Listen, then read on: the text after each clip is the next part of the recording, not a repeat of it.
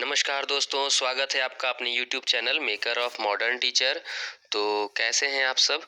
उम्मीद है आप सब अच्छे होंगे। तो आज मैं झारखंड डीएलएड के फाउंडेशन 1 यानी कि नवोदित भारतीय समाज में शिक्षा एवं शिक्षक के एक सबसे ही महत्वपूर्ण प्रश्न, जो कि वर्ष 2019 में भी पूछा गया है और उसके पहले ही पूछा गया है। 2020 में यह नहीं पूछा गया है, तो इसके आने की संभावना कुछ अधिक है। रविंद्रनाथ टैगोर का शिक्षा दर्शन। कभी कभी यह शॉर्ट आंसर क्वेश्चन में यानी कि टिप्पणी लिखने के लिए, और कभी कभी यह लॉन्ग आंसर क्वेश्चन यानी कि 12 नंबर के लिए पूछा जाता है। तो आज मैं विस्तार पूर्वक आपको टैगोर जी का शिक्षा दर्शन पढ़ाने जा रहा हूँ। तो ध्यान पूर्वक देखें और सुने। जो चीज समझ में ना आए मुझे कमेंट कर दें। तो रविंद्रनाथ टैगोर का शिक्षा दर्शन, सबसे पहले हम लोग इसका संक्षिप्त परिचय देख लेते हैं। देखिए, आप प्रारूप बनाएंगे। प्रारूप बनाने में आप जिन बातों को यहाँ देख रहे हैं उनको देख करके आराम से लिख सकते हैं। पहले संक्षिप्त जीवन परिचय बना लेते हैं। संक्षिप्त जीवन परिचय में हम जानते हैं कि इनका नाम क्या है, रविंद्रनाथ टैगोर। जन्म कहाँ पर हुआ है और कब हुआ है? तो जन्म हुआ है 6 मई 1861 को और कोलकाता में। इनके पिता का नाम महर्षि देवेंद्रनाथ टैगोर, माता का नाम शारदा देवी, इनकी पत्नी का नाम मृणालिनी देवी।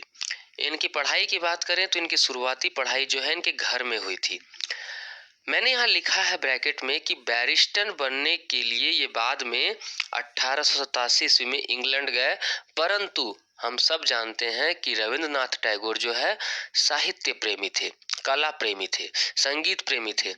और आपको पता होना चाहिए कि वो जो काल चल रहा था ना, वो लंदन जाकर के पढ़ना ना जैसे आज के टाइम में आईआईटी करना हुआ।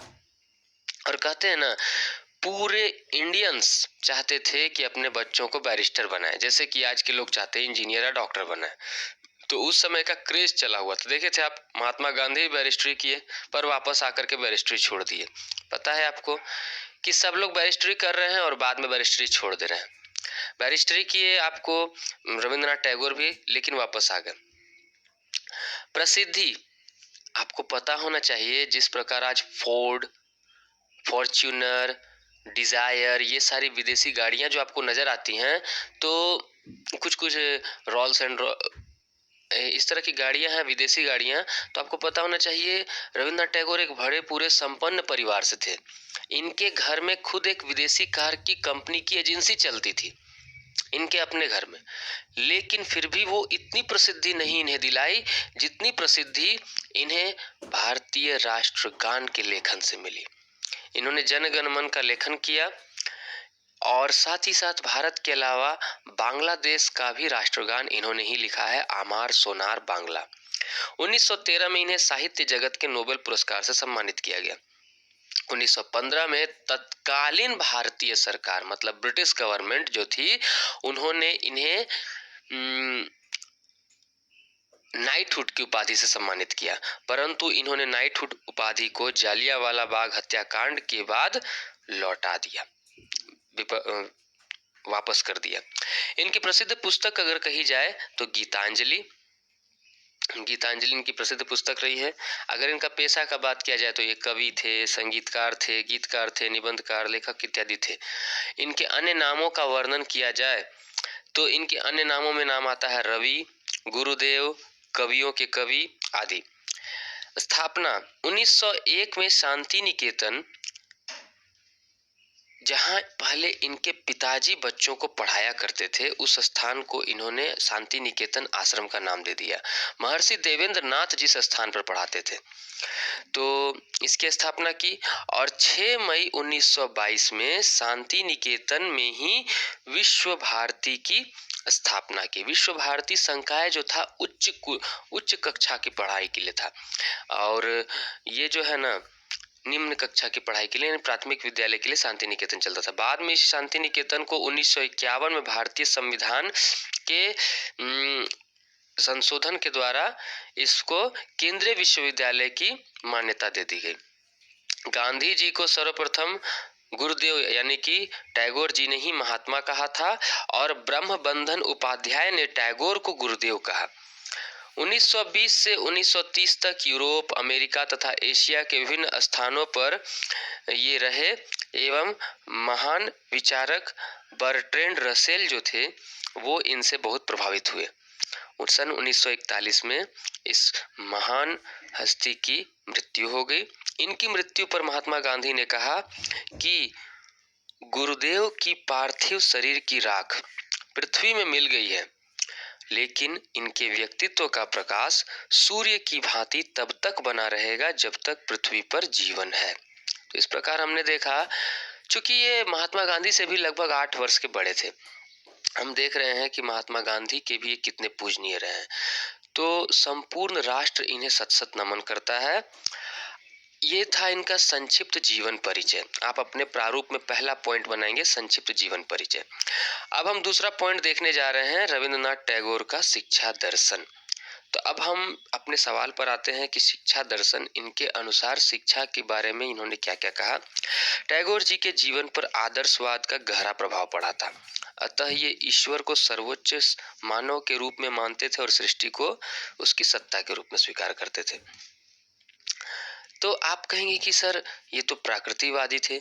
जी हाँ, ये घोर प्रकृतिवादी थे, पर इनमें सिर्फ एक वाद का ही वर्णन नहीं मिलता है। ये प्रकृतिवादी भी थे, इनमें आदर्शवाद की भावना भी थी, ये मानवतावादी भी जुड़े हुए थे, इनमें अंतरराष्ट्रीय बंधुत्व की भावना भी थी, ये व्यक्तित्ववादी भी थे। आगे पढ़ते हैं। टैगोर जी अद्वैतवादी थे। इन्होंने लिखा था कि हमें ईश्वर को खोजते हुए उस सत्य को प्राप्त करने का प्रयत्न करना चाहिए जो इस संसार में से मुक्ति दिला सके तथा अपने प्रकाश से इस संसार को प्रकाशित कर सके। इनका शिक्षा दर्शन प्रकृतिवाद, आदर्शवाद, अध्यात्मवाद, मानवतावाद एवं अंतरराष्ट्रीय अवबोध पर आधारित था।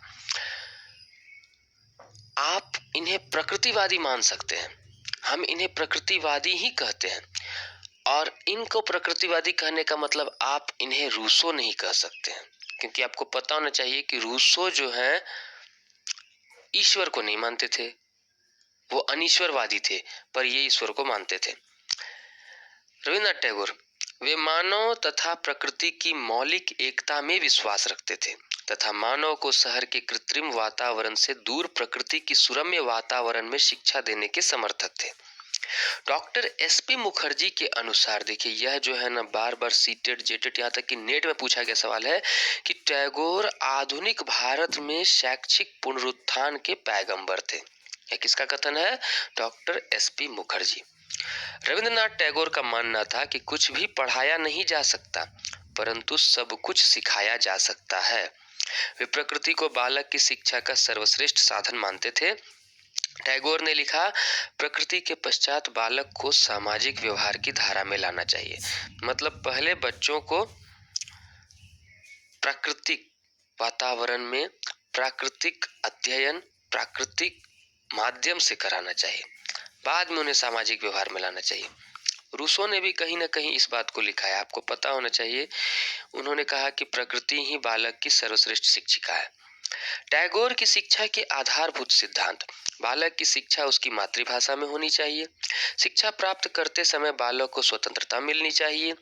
बालक की रचनात्मक प्रवृत्तियों के विकास हेतु प्रकाशन के अवसर दिए जाए। बालकों की शिक्षा नगरों से दूर प्रकृति की गोद में होनी चाहिए, जिससे बालक में प्राकृतिक रूप से विकास हो। राष्ट्रीय शिक्षा प्रणाली का आधार विदेशी शिक्षा न हो। शिक्षा बालक की समस्त शक्तियों का सामंजस्यपूर्ण विकास करे। पाठ्यक्रम में भारतीय दर्शन एवं सामाजिक आदर्शों को स्थान मिलना चाहिए।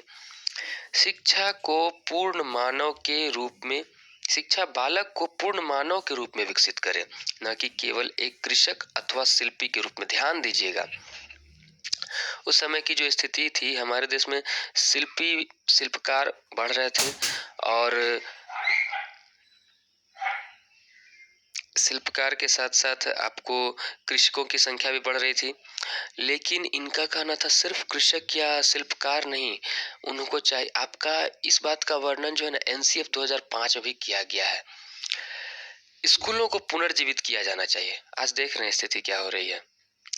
सरकारी स्कूल तो अपने दम तोड़ रहे हैं, प्राइवेट विद्यालय जो है वो शिक्षा के स्थान पर आपको व्यवसायीकरण चला रहा है। पर इनका उद्देश्य कुछ अलग था।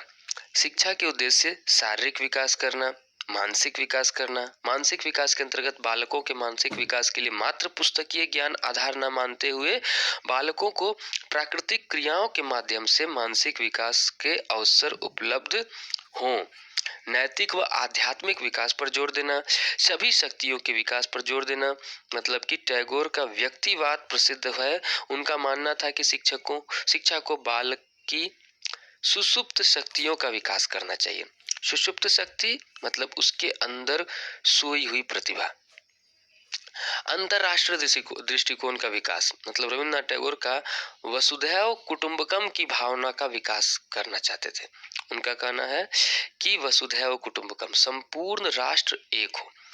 पाठ्यक्रम, इनके द्वारा जो विश्वविद्यालय स्थापित किया गया विश्व भारती शांति निकेतन के अंतर्गत, उसके जो पाठ्यक्रम थे उसमें इतिहास, भूगोल, प्राकृतिक अध्ययन, खेती, बागवानी, सरस्वती यात्रा, खेल कूद, समाज सेवा आदि शामिल। देखिए यहाँ जो सरस्वती यात्रा है ना, यह एक बहुत ही महत्वपूर्ण सवाल है।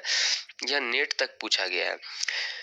शिक्षण विधि में इसको समझ लीजिए कि सरस्वती यात्रा का अर्थ हुआ भ्रमण के समय पढ़ाना। टैगोर जी भ्रमण के समय पढ़ाना सर्वोत्तम साधन या सर्वोत्तम समय मानते थे। वाद विवाद या प्रश्नोत्तर विधि और क्रिया विधि। तो इस प्रकार आज हमने देखा रविन्द्रनाथ टैगोर के शिक्षा दर्शन। अगली कक्षा में हम बहुत ही जल्दी आपके सामने ऐसे ही किसी एक महत्वपूर्ण सवाल के साथ उपस्थित होंगे। तब तक के लिए धन्यवाद।